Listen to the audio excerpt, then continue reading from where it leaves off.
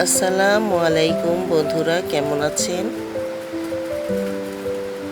আমি আজ রান্না করব মুরগির মাংসের রেজালা। দেখুন, প্রথমেই আমি পেঁয়াজ তেলের মধ্যে দিয়ে দিচ্ছি, দিয়ে কয়েকটা কাঁচামরিচের ফালি দিয়ে দিলাম। তারপরে বাদামি করে ভেজে এর মধ্যে আমি মাংসগুলো আদা, রসুন, জর্তিক, জায়ফল, পোস্তা দানা এগুলোর পেস্ট, তারপরে গরম মশলার গুঁড়ো সব কিছু একসাথে মাংসের সাথে মাখিয়ে আমি পেঁয়াজের মধ্যে ছেড়ে দিলাম।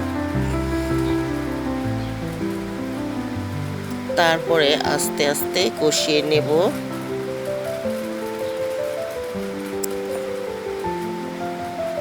মাংসর বাটিতে যে ঝোলটা ছিল আমি একটু পানি দিয়ে ধুয়ে দিলাম।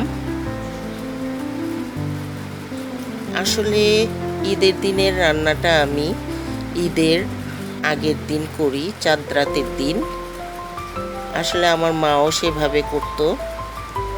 সবাই, আপনার ভাইয়া, আমার ছেলে, আমরা সবাই ঈদের দিনের নামাজ পড়ে আমরা সকালবেলায় আমরা খাবার খাই।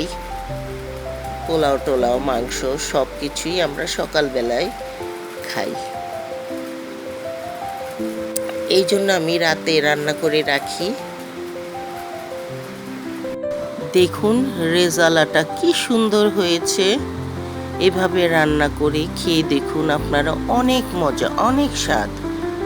শেষে আমি গরম মশলার গুঁড়ো দিয়ে দিচ্ছি টেস্ট বাড়ানোর জন্য। শেষে দিলে অনেক স্বাদ হয়। এখন আমি এর মধ্যে 250 গ্রাম দুধ দিয়ে দেব। দুধটা দিলে স্বাদ আরও দ্বিগুণ হয়ে যায়। দেখুন, এখন আমি নেড়ে চেড়ে কষা কষা হয়ে গেলে নামিয়ে নেব।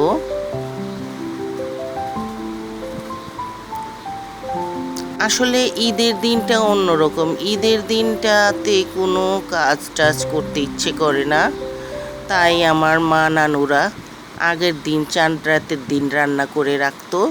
আর ঈদের দিন খাওয়া দাওয়া আর আরাম করা, হাসি আনন্দে কাটানো, এভাবেই আমার মা নানুরা করে এসছে।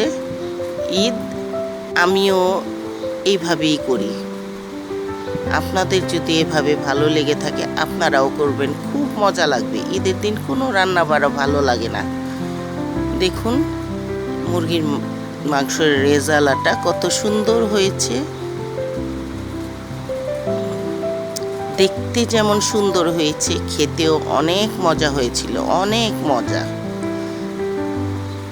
আপনারা এইভাবে রান্না করে খেয়ে দেখুন, ভালো লাগবে। আমার এই রান্না যদি আপনাদের ভালো লেগে থাকে তাহলে নতুন হলে সাবস্ক্রাইব করবেন, আর সবাই লাইক, কমেন্ট, শেয়ার করে পাশেই থাকবেন। আজ এই পর্যন্তই। আবার ফিরে আসবো অন্য কোনো ভিডিও নিয়ে। খোদা হাফেজ।